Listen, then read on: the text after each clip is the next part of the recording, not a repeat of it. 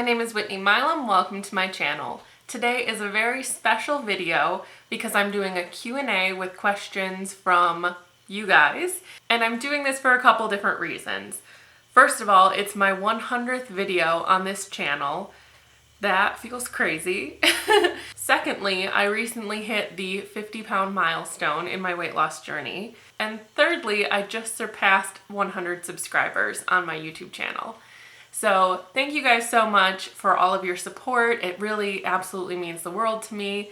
But let's get into your questions. These questions came from my YouTube videos, from my Instagram page, from my Facebook page, and from some direct messages on Facebook. I'm so happy to be able to interact with you guys across all of those different platforms. It's so cool starting these dialogues and starting to have some of these chats one-on-one, kind of a long form. So if you have a question that you don't want to ask me in the comments section, I would be happy to have a little chat with you. So let's start with the food questions because there were a couple of them. First of all, what is your healthy go-to breakfast? I recently started drinking coffee. I know I'm late to the party, and I'm finding that it is so much more beneficial for me to be able to build my own drink at home, and that way I know exactly what's in it. So I will have some iced coffee with some almond milk creamer, and then I'll also have probably an apple and some nut butter. That is a really good go-to for me. I think that it's a good combination of carbs, fat, and protein, and it's something that just kind of kickstarts my metabolism and gets me going. The next question is about healthy snack options. This is someone who likes to eat brownies and cookies and cakes and things like that, so looking for a sweet but healthy substitute for those kinds of things. A really easy substitute would be a granola bar.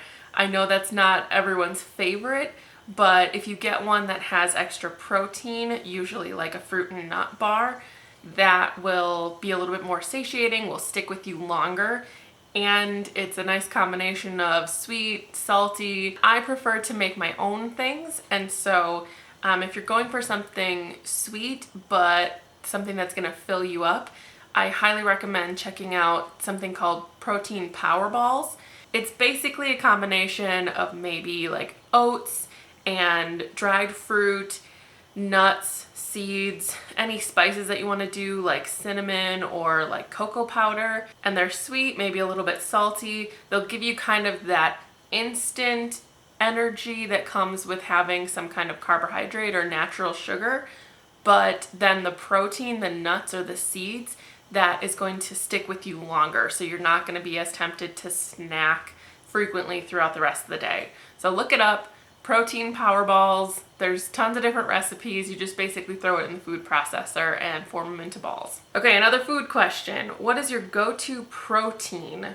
What's the one with the most enjoyable options? I've been eating vegetarian for the last couple months. I think I started in May. I like to mix up my meal plans quite a bit. I don't like to eat the same thing very frequently, and so I'll have dishes that have beans or nuts and seeds, or maybe a soy-based meat substitute. If you're looking for a specific brand of meat substitute, I would definitely recommend Gardein brand. That has definitely been the best tasting, hands down. So check those out. I've seen them at a couple different grocery stores. So on to questions more about like weight loss mentality. So what do you do or tell yourself after a disappointing weigh-in? I don't really have an answer for this, if I'm being honest. It's something that I'm learning how to deal with. Honestly, I'm not that good at it yet. And I kind of think that this is a good question for me this week because we had friends visiting this weekend, and I've had a really busy week at work and haven't been able to work out as much as I wanted to. So I might not be too happy with the scale this week. So in answering this question, I thought about what would I tell somebody else? What would I tell a friend who was disappointed with their weigh-in? And I'm a fairly logical, methodical person, and so I would probably tell them, okay, so look at what you did well this week. What good choices did you make? And how did you show up? And how did you really put in the effort this week? What are the things that you are proud of? And then what are the things that you want to improve on for next week starting today? I think that's the mentality that I have to have whenever I kind of perceive that I've missed the mark is, okay, but what did I do well? And then what can I fix next time? It's all about staying positive and pushing yourself towards the next thing rather than living in the past. This is a question that I've gotten a lot over the last couple months, especially from friends and people in my immediate circle. How do you stay motivated? I'm not going to sugarcoat this one because it's hard. It is really, really hard. I think what's important to focus on is what's on both ends of this journey. I know where I'm coming from. I know that life, I know that experience, I know the challenges, and I know how hard it was for me to live that way. And then I know roughly what is waiting for me at the other end of this journey. Health and the ability to do things that I couldn't do at the beginning, and strength and confidence and a new life. There's a lot that happens in between, but looking at the polar opposite ends of this journey, if I'm right here, I have to pick which direction I want to go. And I have to make that conscious decision to say, do I want to go back to where I was? Would that make me happy? Or do I want to work towards the other end and continue down this path that I've been on for the past 7 months? I've put in a lot of work up until today. Am I going to turn around or am I going to keep going? So that's the overall mindset that I have to stay in. But in a practical sense, how do I keep myself motivated throughout this process?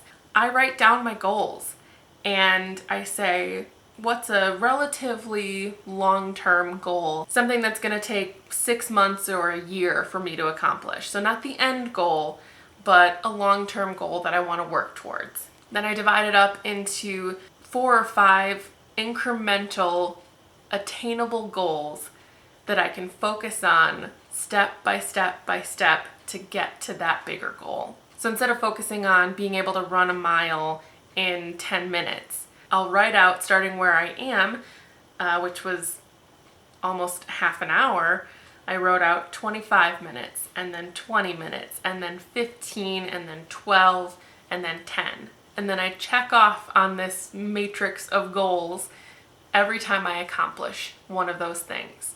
And then I move towards the next one.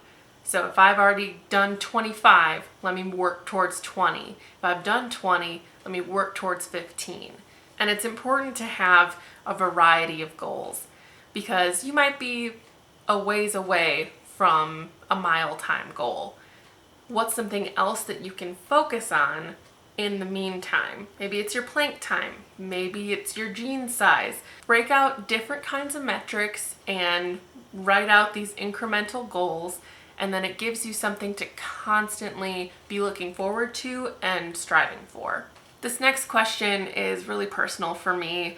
It's asking for advice for someone with anxiety or depression who is trying to start a weight loss journey. Depression and anxiety can be really isolating. People who don't have it don't necessarily understand it. But that doesn't mean that they don't want to be there for you. My depression caused me to withdraw from a lot of people in my life. And it became very cyclical. It caused me to go to food, and it aggravated my weight gain. Realizing that connecting to other people could alleviate those symptoms and help me with my binge eating and help me avoid those bad habits, it was groundbreaking for me.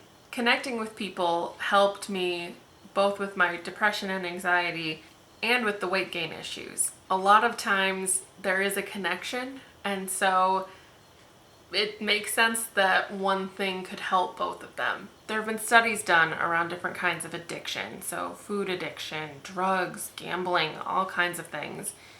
And the difference that a support system makes is incredible. The most important thing that you can do is find your support system. That might be your boyfriend or girlfriend or husband or wife. That might be a sibling or a parent or a grandparent It might be friends, coworkers, it might be your doctor, it might be a therapist, it might be people online. Figure out who your support system is and reach out to them. People genuinely want to help you. They want to see you succeed. They want to see you happy. If they care about you, they will care about this part of your life. That doesn't mean they're going to want to hear about every new diet that you're trying or all the details, but they do want to be there for you. They want to support you. And if you have a heart-to-heart with the people in your life and explain where you're coming from, explain that you really want to improve your life and you believe that weight loss will help you on that journey, they're going to want to support you. Explain to them what you need from them and then figure out what role all of those people will play in your journey. People help in different ways. Some people help with recipes. Some people help with being a workout buddy. Some people are just there to give you a thumbs up on Facebook when you post that you lost 10 pounds. People play different roles, but it's important to surround yourself with positivity and open yourself up. So start finding your support system and then start identifying what roles those people play in your weight loss journey. Finally, there were a couple questions about what role my husband plays in my journey and whether he is also losing weight. First of all, he is also losing weight with me. It's probably a byproduct of eating mostly the same things. So he has lost about 30 to 35 pounds at this point. He's also putting in the work on the treadmill. That is his go-to. And it's funny because every relationship is different. You know, you see some couples who are both trying to lose weight and they will go to the gym together. They'll work out together. Todd is not someone who likes to work out with other people. I am, and so I get that from one of my coworkers. So I found someone in my support system who enjoys working out with someone else, and that is my workout buddy now. But Todd's contributions to this journey, I mean, how do I summarize it? First of all, he is absolutely supportive of me, helps me stay positive, helps me level set and remember how far I've come.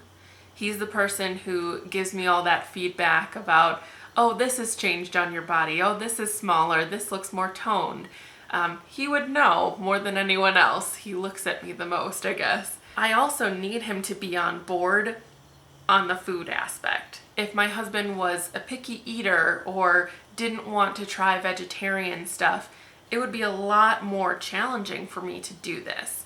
It would be a little bit more of an uphill battle, and I would have to maybe cook a protein on the side and then cook the protein that I wanted. To some extent, we do that sometimes, but it's only when it's not a lot of extra cooking to be done. But he needs to be on board with buying the healthy food and choosing not to have certain things around the house. Or if he wants to have something in the house, he has to hide it from me because I don't want to know that it's here. So he's really supportive in that way, and he knows what I'm trying to accomplish. He's trying to do something similar. So we're both just kind of building each other up and encouraging each other, trying to help the other make good decisions and helping each other course correct when we've kind of deviated a little bit.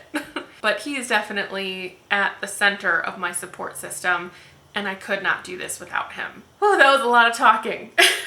This was a lot of fun. I would love to do this again sometime. Thank you so much for your questions, for your support in my journey. It means absolutely everything to me. And VEDA is still going on, so I will talk to you tomorrow. Bye.